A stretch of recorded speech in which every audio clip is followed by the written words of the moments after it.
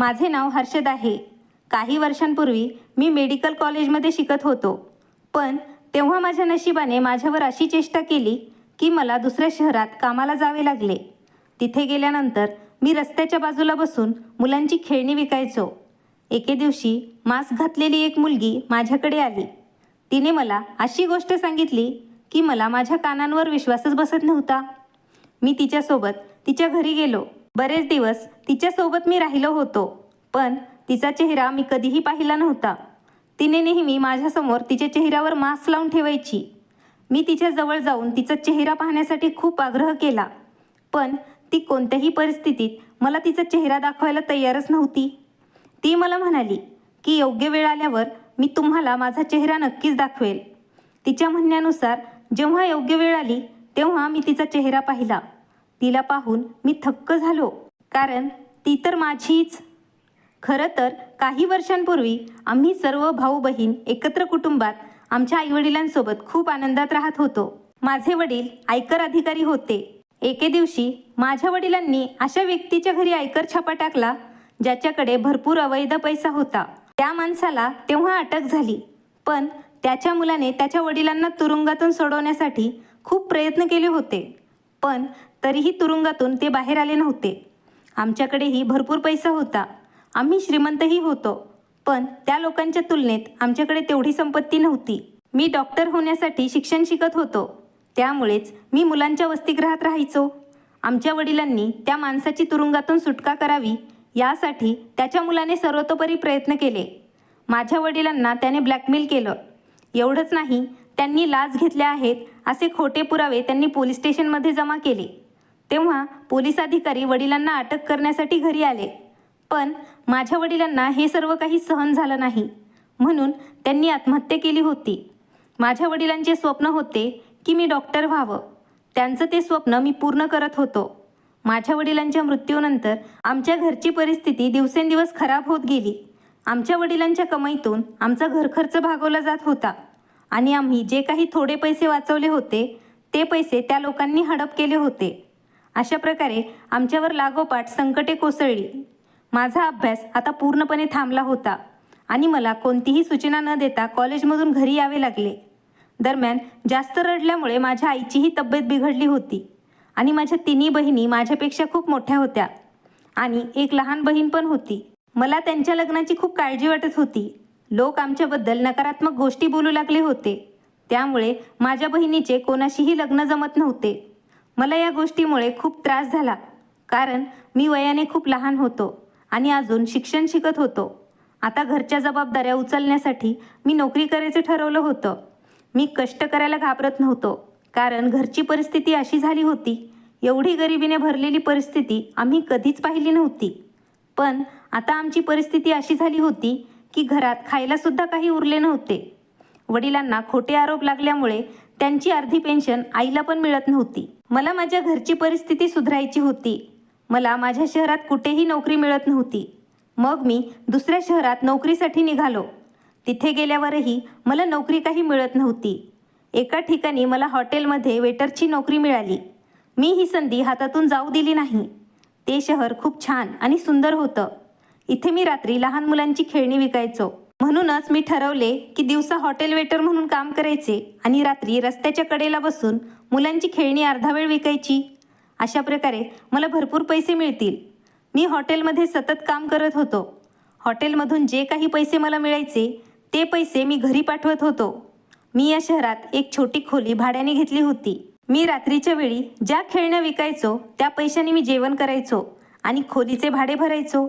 मला अजूनही आठवतं तो दिवस. खूप ऊन होतं आणि आज हॉटेलमध्ये सुट्टी होती, म्हणून मी रस्त्याच्या कडेला मुलांची खेळणी विकत बसलो होतो. आज होळीचा दिवस होता आणि त्या दिवशी मी खेळणी विकत होतो. आज सणासुदीचे दिवस असल्याने दिवसा आणि रात्री पण मला खेळणी विकायला जायचे होते आणि अशा प्रसंगी खेळण्याची जास्त खरेदी होते, कारण सणासुदीच्या काळात माझे हॉटेलवरचे काम फारसे चांगले चालत नव्हते. पण जेव्हापासून श्रीमंत लोकांनी लहान मुलांच्या खेळणी विकत घेणे बंद केले तेव्हापासून हा खेळण्यांचा व्यवसाय पण फारसा चांगला चालत नव्हता. काही गरीब लोकच आहेत जे आमच्याकडून खेळणी विकत घेत असतात. इथे वेटरच्या कामासाठी मला महिन्याला 4 किंवा 5 हजार रुपये मिळत होते. कारण या हॉटेलमध्ये अनेक मुलं कामाला ठेवली होती. त्यामुळेच आम्हाला अत्यंत कमी पगारावर तिथे कामावर ठेवण्यात आले. आणि जर कोणी हॉटेल मालकाला पगार वाढवण्याबाबत कोणी बोलले तर ते आम्हाला नोकरी सोडण्यास सांगायचे. घरी पैसे पाठवल्यानंतर माझ्याकडे काहीच पैसे उरत नव्हते. मी माझ्या नशिबावर खूप निराश झालो होतो. कधी कधी कठोर परिश्रम करून देखील आपले नशीब आपण बदलू शकत नाही. खेळणी विकून मिळणारे उत्पन्न हाताच्या बोटांवर मोजण्याइतके होते आणि जबाबदाऱ्या मला क्षणभरही स्वस्थ बसू देत नव्हत्या. कधी कधी माझ्या मनात विचार यायचा, शहरात परत जावे. पण तिथेही मी नोकरीच्या शोधात बरेच दिवस घालवले होते. पण मला तिथे नोकरी काही मिळत नव्हती. कारण माझ्या अनुपस्थितीत माझी मोठी बहीण घरातून पळून गेली होती आणि तिने स्वतःच्या इच्छेने लग्न देखील केले होते. एक म्हणजे माझ्या वडिलांनी डिप्रेशनमध्ये जाऊन आत्महत्या केल्यामुळे लोक आमच्याबद्दल खूप वाईट बोलायचे. आणि दुसरे म्हणजे माझ्या बहिणीने पळून जाऊन आमची राहिलेली प्रतिष्ठा खराब केली होती. यामुळे मी माझ्या इतर 2 बहिणींशीही काही बोलू शकलो नाही आणि माझ्या 2 बहिणींनाही मी तोंड देऊ शकलो नाही. आमच्या घरच्या खराब प्रतिष्ठेमुळे माझ्या राहिलेल्या 2 बहिणींचे लग्न होत नव्हते. इथून मेहनत करून मी माझ्या बहिणींचे भविष्य सुरक्षित करू शकेन असे मला वाटले. आज मला हॉटेलमधून सुट्टी मिळाली होती. त्यामुळे आज सकाळपासून मी रस्त्याच्या कडेला बसून खेळणी विकत बसलो होतो. आणि संध्याकाळ झाली तेव्हा मास्क घातलेली एक मुलगी माझ्याकडे आली आणि तिच्यासोबत एक लहान मूल उपस्थित होतं. तिने हसत माझ्याकडून सर्व खेळणी खरेदी केली. माझ्याकडे असलेली जवळपास सर्वच खेळणी विकली गेली आणि त्यामुळे मला खूप आनंद झाला. त्या लहान मुलाच्या आनंदासाठी या मुलीने त्याला सर्व खेळणी घेऊन दिली होती. म्हणूनच तिने माझी सर्व खेळणी खरेदी केली होती आणि मी आनंदाने त्या दोघांना जाताना पाहत होतो. पण हे पाहून माझे डोळे पाणावले, कारण ती मुलगी खूप मोठ्या गाडीत बसली होती, ज्या गाडीचा दरवाजा ड्रायव्हरने उघडला होता. ती मुलगी नक्कीच श्रीमंत बापाची मुलगी होती. पण या श्रीमंत मुलीला माझ्याकडून खेळणी विकत घेण्याची काय गरज होती, हा विचार मी करत होतो. ती कोणत्याही मोठ्या दुकानात जाऊन खेळणी विकत घेऊ शकली असती. ते काहीही असलं तरी मी आज माझ्या झालेल्या कमाईकडे पाहून खूप आनंदी झालो होतो. कारण आजच्या दिवसाच्या सुट्टीचा सर्व नफा मला मिळाला होता. माझी सुट्टी वाया गेली नाही. उलट मी एवढा नफा कमवला होता की माझ्याकडे आठवडाभर खर्च करण्याइतके पैसे होते. पण कदाचित मला मनातून आनंद झाला नाही, कारण मी थकून घरी पोहोचलो तेव्हा माझे घरमालक माझ्या खोलीत आले. घरमालकाने मला सांगितले की तुमच्या घरून फोन आला होता. प्रत्यक्षात माझा मोबाईल फुटला होता. मी घरमालकाचा नंबर घरच्यांना दिला होता. कधी कधी माझी आई किंवा बहीण घरमालकाला फोन करून माझ्याशी बोलतात. आज घरून फोन आल्याचे ऐकून मला खूप काळजी वाटली. मी घरमालकाला विचारले की माझ्या घरी सर्व काही ठीक आहे का. पण मला काहीही न सांगता घरमालकाने माझ्या घरचा नंबर डायल करून मला मोबाईल दिला. दुसरीकडे माझी बहीण फोनवर खूप रडत होती. तिचा रडण्याचा आवाज ऐकून मी अस्वस्थ झालो आणि मी माझे हातपाय गाळून खाली बसलो होतो, कारण मी घरचा एकमेव आधार होतो आणि माझ्या मागे घरात काय चालले आहे याची मला कल्पना नव्हती. मग माझ्या बहिणीने मला अशी बातमी सांगितली ज्यामुळे माझे मन हादरून गेले. माझ्या बहिणीकडून हे सर्व ऐकून मी आधीच खूप अस्वस्थ झालो होतो. मी माझ्या बहिणीचे सांत्वन केले होते. पण खरं सांगायचं तर मी बातमी ऐकून स्वतः पूर्णपणे हताश झालो होतो. माझ्यावर एकामागून एक समस्येचे डोंगर कोसळत राहिले. मी माझ्या बहिणीला म्हणालो, काळजी करू नको, मी लवकरात लवकर पैशांची व्यवस्था करेल आणि मग सर्व काही ठीक होईल. माझ्या बहिणीशी बोलून मी फोन बंद केला आणि खोलीत उपस्थित असलेले घरमालकही मला धीर देऊ लागले. माझ्या बहिणीने सांगितले होते की आईची तब्येत अचानक खूप खराब झाली होती. जेव्हा आईला डॉक्टरांकडे नेले तेव्हा डॉक्टरांनी तिला कर्करोग झाल्याचे सांगितले. आईच्या उपचारासाठी दादा तुला पैसे पाठवावे लागतील असे दीदीने मला सांगितले होते. आता मला माझ्या आईच्या उपचारासाठी सुमारे 70,000ची गरज होती. आता मला लवकरात लवकर एवढ्या मोठ्या रकमेची गरज होती, कारण माझ्यासारख्या मजुराला एवढे पैसे कुठून मिळतील. माझ्या हॉटेलच्या मालकाशी बोलून रात्रीच्या वेळी मी मनापासून आणि मेहनतीने खेळणी विकावी असे मला वाटले. त्यासाठी रात्रभर जागे राहावे लागले तरी चालेल. हे सगळं कळल्यावर ती रात्र माझ्यासाठी खूप त्रासात गेली. मी माझ्या कुटुंबापासून दूर होतो. मी रात्रभर आईच्या काळजीत घालवली. सकाळ झाली की लगेच मी आईला भेटायला घरी पोहोचलो. मी माझ्या आईला धीर दिला की मी लवकरात लवकर पैसे आणून तिच्यावर उपचार करेल रात्री मी घरातून परत निघालो आणि मी काम करत होतो त्याच शहरात आलो. मी कामावर आल्यानंतर हॉटेल मालकाशी मी याबद्दल बोललो आणि त्यांना माझ्या आईबद्दल मी सर्व काही सांगितले. पण माझ्या बॉसला माझ्याबद्दल सहानुभूती वाटली नव्हती. म्हणून तो म्हणाला की दर दुसऱ्या किंवा तिसऱ्या दिवशी प्रत्येक वेटर आपला पगार वाढावा यासाठी किंवा जास्तीचे पैसे त्याला मिळण्यासाठी अशाच समस्यांबद्दल मला सांगतो. जा, तू तुझे काम कर. हॉटेल मालकाचे वागणे इतके रागिष्ट वृत्तीचे होते ते पाहून माझ्या डोळ्यातून अश्रू वाहू लागले. मी त्या हॉटेल मालकाला खोटं बोललो नाही किंवा त्याच्याकडे भीक मागितली नाही. मला काही पैसे उधार घ्यायचे होते जे मी दर महिन्याला माझ्या पगारातून थोडे थोडे परत केले असते. पण कदाचित त्याच्या छातीत हृदयच नव्हते. माझी कामाची वेळ संपवून मी खेळणी विकायला रस्त्याच्या कडेला बसलो आणि काही वेळ तिथेच बसलो होतो. तेव्हा एक मास्क घातलेली मुलगी पुन्हा माझ्याकडे खेळणी घ्यायला आली. माझ्याकडे असलेली जवळपास सर्वच खेळणी तिने पुन्हा एकदा माझ्याकडून विकत घेतली आणि तिच्यासोबत तेच मूल होतं ज्याला तिने आधीही इथे आणले होते. या विक्रीमुळे मला खूप आनंद झाला आणि ती मुलगी एवढ्या खेळण्यांचं काय करणार याचंही मला आश्चर्य वाटत होतं. लहान मुलं फक्त 3 किंवा 4 खेळण्यांसोबत खेळू शकतात, तर ती इतकी खेळणी ती घेऊ शकत नाही. परंतु तिने सर्व खेळणी तिच्या गाडीच्या ट्रंकमध्ये ठेवली. कदाचित तिच्या घरात आणखी मुलं असतील आणि म्हणूनच ती त्यांच्यासाठी सर्व खेळणी घेत असेल. मी याची जास्त पर्वा केली नाही. मी तिच्याकडे लक्ष दिले नाही आणि पटकन तिच्याकडून पैसे घेतले आणि माझा नफा मिळवला. दुसऱ्या दिवशी पुन्हा तीच मुलगी माझ्याकडे आली आणि त्या दिवशीही तिने सर्व खेळणी खरेदी केली. मला चांगला फायदा झाला. माझ्यासाठी ती मुलगी देवापेक्षा कमी नव्हती. असेच दिवस जात होते. ती मुलगी दर दुसऱ्या तिसऱ्या दिवशी त्या लहान मुलाला माझ्याकडे घेऊन येऊ लागली. पण ती मुलगी नेहमी मास्कने चेहरा लपवून यायची आणि ती माझी खेळणी विकत घ्यायची. वास्तविक रकमेपेक्षा जास्त पैसे ती मला द्यायची. दरम्यान मला घरूनही वारंवार फोन येत होता. कधी माझी बहीण परत ये म्हणायची, तर कधी पैसे पाठवायला सांगायची. कारण आईची तब्येत पाहून ती स्वतः खूप काळजीत पडली होती आणि त्यामुळे तिला काय करावे हे समजत नव्हते. मला वाटले की जर मी रोज असा नफा कमवू लागलो तर आईच्या उपचारासाठी पैसे लवकरच जमा होतील आणि मग मी माझ्या घरी परत जाईल. पण ती मुलगी बरेच दिवस झाले आता माझ्याकडे खेळणी खरेदी करण्यासाठी येत नव्हती. मी खूप दिवसांपासून त्याच मुलीची वाट पाहत होतो. ती मुलगी रोज यायची, पण आता मला तिची गरज असल्याने ती येत नव्हती. आईच्या उपचारासाठी मला 70,000 रुपयांची गरज होती. माझ्यासाठी ही मोठी रक्कम होती. खूप दिवसांनी ती मुलगी परत माझ्याकडे खेळणी घ्यायला आली. तेव्हा माझ्या आशा वाढू लागल्या. तिने परत माझी सर्व खेळणी विकत घेतली आणि आश्चर्याची गोष्ट म्हणजे तिने मला तिच्या घरी नोकरीची ऑफरही दिली. मी त्या मुलीचे बोलणे ऐकत होतो आणि माझ्या कानांवर विश्वासच बसत नव्हता. ती मुलगी मला सांगू लागली की तुला माझ्या घरी काम करावं लागेल. हे ऐकून मी हैराण झालो आणि कितीतरी वेळ मी तिचं बोलणं लक्षपूर्वक ऐकण्याचा प्रयत्न करत राहिलो. मला असे वाटले की ती माझ्याशी मस्करी करत आहे आणि मास्कच्या मागे ती हसत आहे.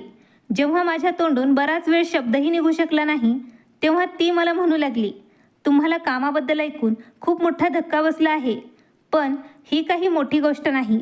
मला तुम्हाला काम द्यायचे आहे आणि त्या बदल्यात मी तुला खूप मोठी रक्कम देईन. तुमचा काही आक्षेप आहे का? मी स्तब्ध झालो आणि विचारले की तुम्हाला खरोखर मला नोकरी द्यायची आहे का? मी एक छोटा विक्रेता आहे आणि रात्री इथे खेळणी विकायला बसतो. या शहरात मला नोकरी द्यायलाही कोणी तयार नाही. पण मला तुमच्या घरी काय काम करावे लागेल? ती म्हणाली, मी तुला खरंच नोकरी देईन. आणि हे ऐकून मला आणखीनच आनंद झाला. मी म्हणालो, तू मला दर महिन्याला 30,000 रुपये देशील का? ती मुलगी म्हणाली, हो, मला तुमच्यासारख्या मेहनती आणि प्रामाणिक माणसाची गरज होती. आणि तुला पाहून मला कल्पना आली की तू खूप मेहनती आणि प्रामाणिक माणूस आहेस. तू तुझे काम करूनही रस्त्याच्या कडेला बसून मुलांची खेळणी अर्धवेळ विकतोस. तू माझ्यासोबत चल. मी तुझ्या राहण्याची व्यवस्था करेल आणि तुझ्या सर्व समस्या दूर होतील. तू फक्त माझ्यासोबत मेहनत आणि प्रामाणिकपणे काम कर. दरमहा 30,000 रुपये ऐकल्यानंतर मला खात्री पटली की तिला माझ्याकडून काहीतरी बेकायदेशीर काम करायचे असणार. म्हणूनच मी तिला स्पष्ट शब्दात सांगितले की मी एक सभ्य मुलगा आहे आणि मी मेहनत करून पैसे कमावतो. मला काहीही बेकायदेशीर काम करायचे नाही. एकदा मला माझ्या हॉटेलमधील नोकरीवरून काढून टाकले तर माझ्या हातून असलेली देखील नोकरी निघून जाईल. माझे बोलणे ऐकून ती मुलगी हसली आणि मला म्हणाली, मी तुला कोणतेही अवैध काम का करायला लावू? मी पण एक उच्च कुटुंबातील मुलगी आहे. मी माझे बालपण याच शहरात घालवले आहे आणि येथील प्रत्येक जण मला ओळखतो. असे काही असेल तर मी तुझ्या समोरच पकडले जाईल. म्हणूनच तू काळजी करू नकोस. मी तुला असे कोणतेही काम करायला लावणार नाही जे बेकायदेशीर काम आहे. तिचे बोलणे ऐकून मला आराम मिळाला आणि मला वाटले की कदाचित ही नोकरी खूप चांगली आहे. नाहीतर 30,000 रुपये महिन्याला फक्त मोठ्या कंपन्यांमध्ये काम करून कमावले जातात. माझ्यासारख्या मजुराला 10,000 रुपये मिळाले तर ती मोठी गोष्ट आहे. मला विचारात हरवलेलं पाहून त्या मुलीने मला विचारले की तू इतका वेळ विचारात का हरवला आहेस? मला सांग, तू कधीपासून माझ्याकडे नोकरीसाठी येत आहेस? नोकरी करायचीच आहे तेव्हा विचार करायची काय गरज आहे? मी तुला जे सांगते ते काम कर आणि मी तुला दरमहा 30,000 रुपये देईन.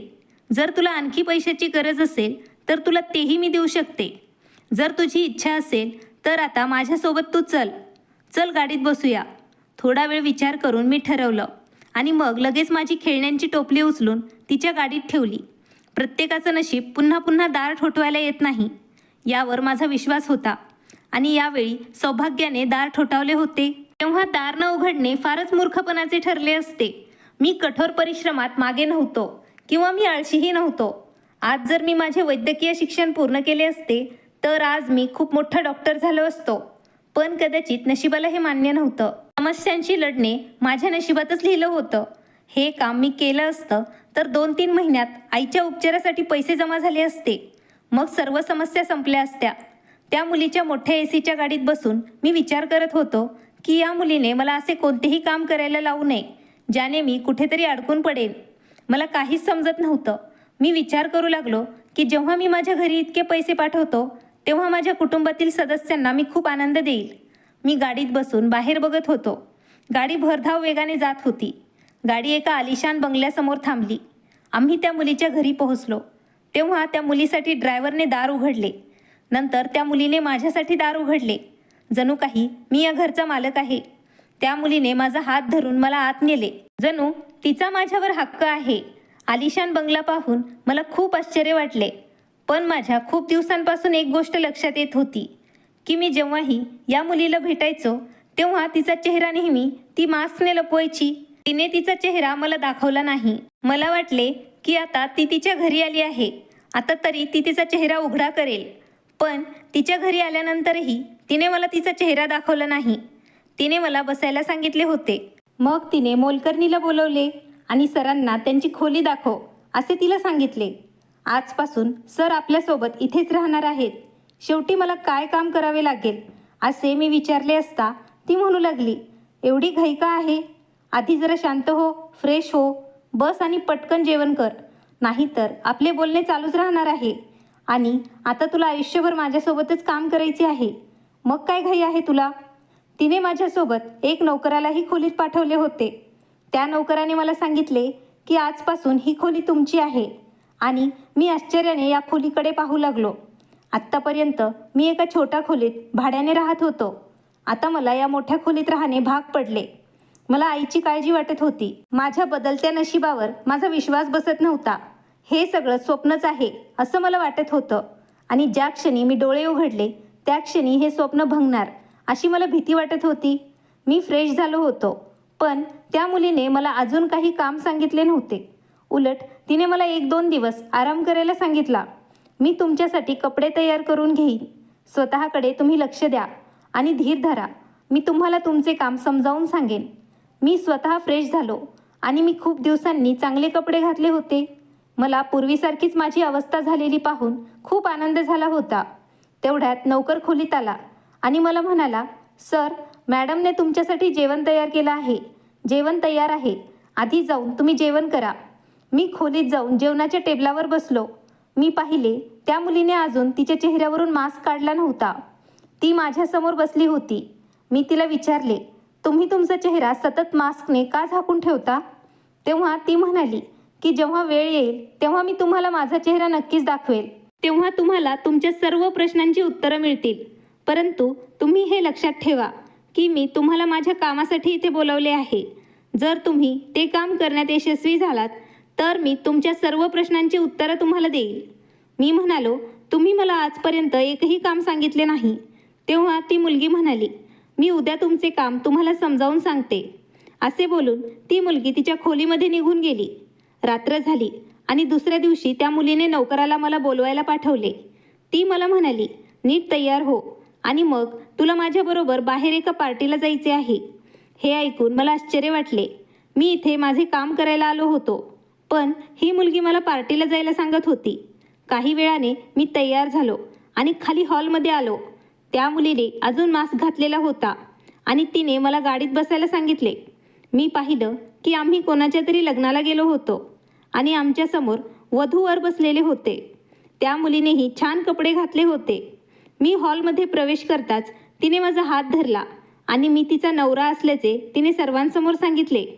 हे सर्व ऐकून मला खूप आश्चर्य वाटले, पण मला रागही येत होता.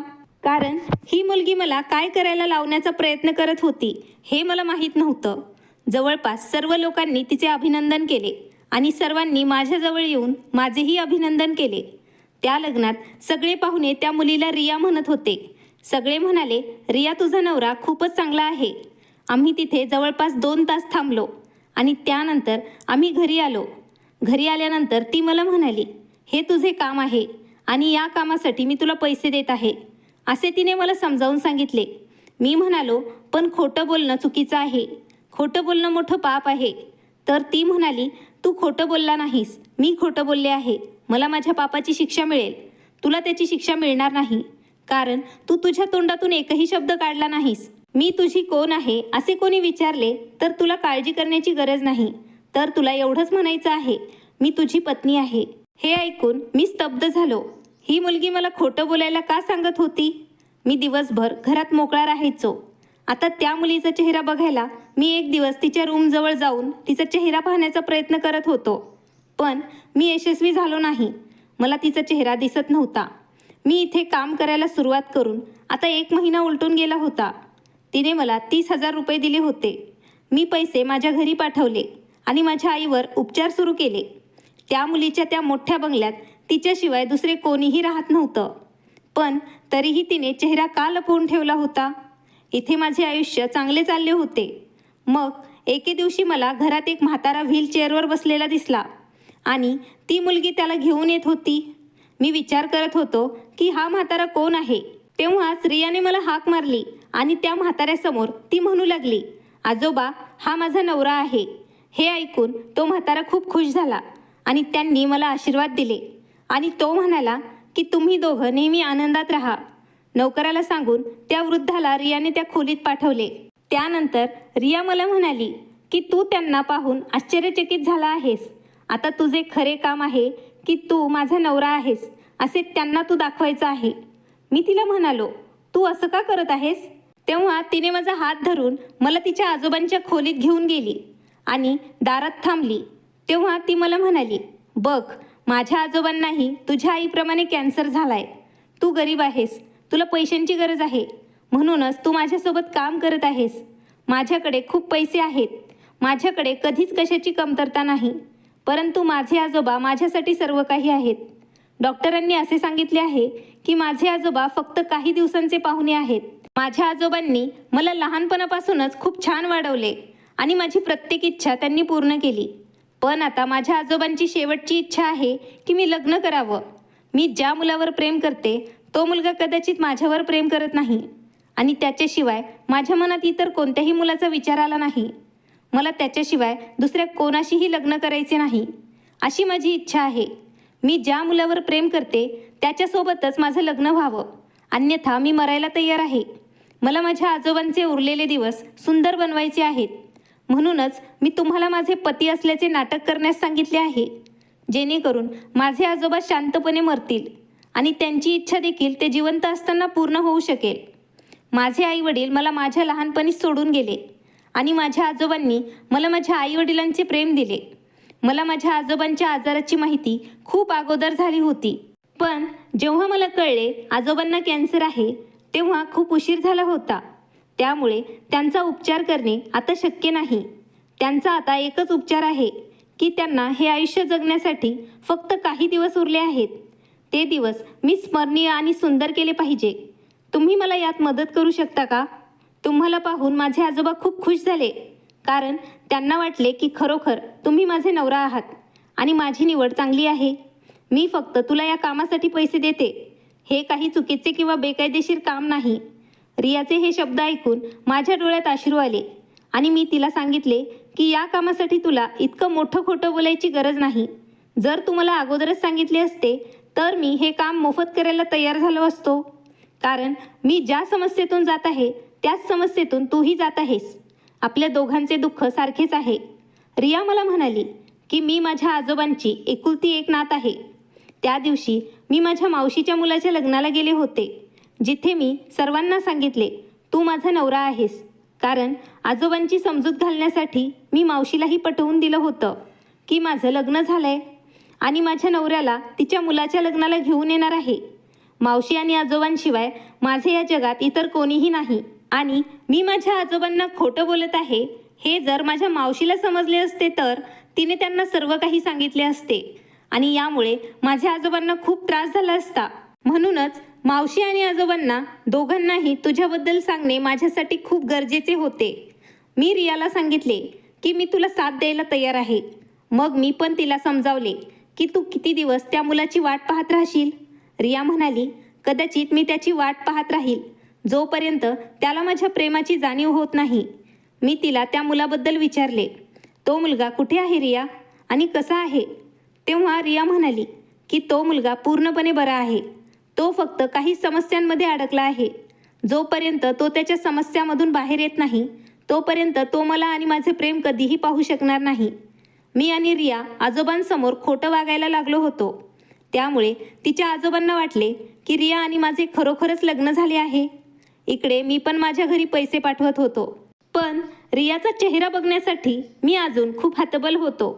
तिने फक्त माझ्यासमोरच नाही तर इतर कोणासमोरही तिने तिचा चेहरा उघड केला नाही. एवढ्या मालमत्तेची ती एकुलती एक वारसदार असली तरी तिला हवे असते तर ती स्वतःच्या इच्छेनुसार आयुष्य जगू शकली असती.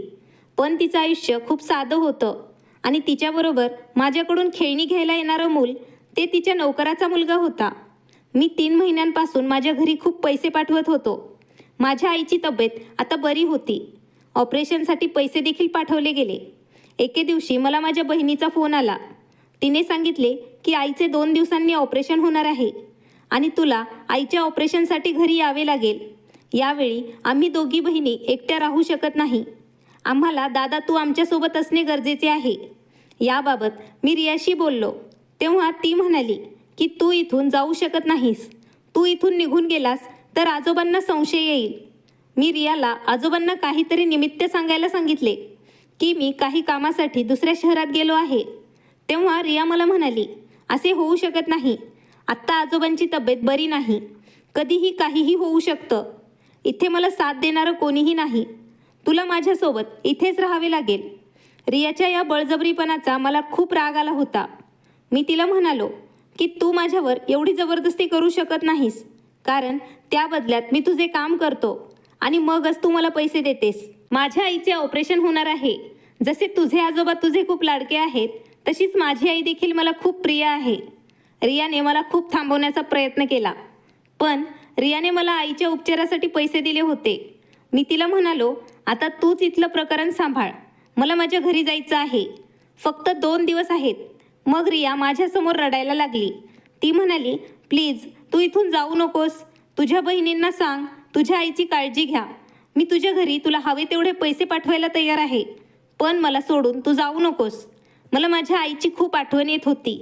मी रियाला खूप समजावले, परंतु तिला काही समजले नाही. तेव्हा मी तिला सोडून आईचे ऑपरेशन करण्यासाठी गावी आलो होतो.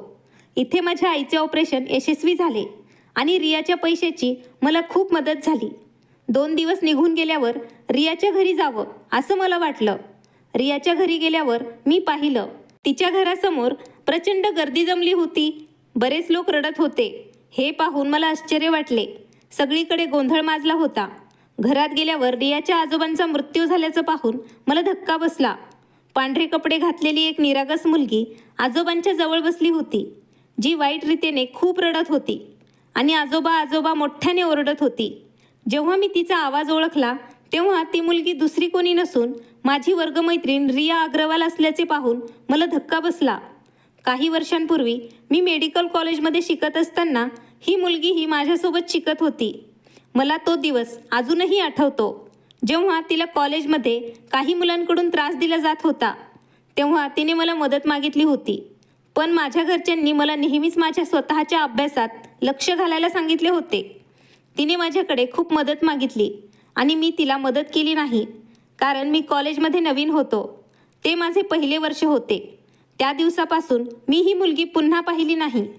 पण आज तिला माझ्या डोळ्यासमोर पाहून माझ्या डोळ्यांवर विश्वास बसेना. पण रियाचा आवाज अगदी माझ्या मनाला लागत होता. मी बराच वेळ विचार करत राहिलो. काही वेळाने मला समजले की ही मुलगी तीच मुलगी आहे जी माझी वर्गमैत्रीण होती. कदाचित आजही तिला माझ्या मदतीची गरज होती आणि मी तिला मदत केली नाही. या विचाराने मला खूप वाईट वाटत होतं. रियाच्या आजोबांवर अंत्यसंस्कार करण्यात आले. मी रियाच्या खोलीत तिला भेटायला गेलो, तेव्हा ती जोरजोरात रडत होती आणि मला पाहताच तिने चेहरा झाकायला सुरुवात केली. मी रियाला म्हणालो, मी तुला ओळखले आहे, चेहरा झाकण्याची तुला गरज नाही. प्लीज मला माफ कर. मी तुझ्यासोबत खूप वाईट केलं आहे. प्रत्येक वेळी तू माझ्याकडे मदत मागण्याचा प्रयत्न केला, पण मी तुला मदत केली नाही. कदाचित म्हणूनच देवाने माझ्या आयुष्यात खूप समस्या लिहून ठेवल्या आहेत आणि मी जेव्हा कधी मदत मागण्यासाठी घरातून बाहेर पडायचो तेव्हा कोणीही मला मदत करण्यासाठी तयार नव्हतं. कदाचित हे सर्व घडलं असेल कारण मी सुद्धा एक दिवस तुला मदत केली नाही. पण जेव्हा देवाने मला दुसरी संधी दिली तेव्हाही मी तुला मदत केली नाही. रिया म्हणू लागली, तुझे कर्तव्य संपले.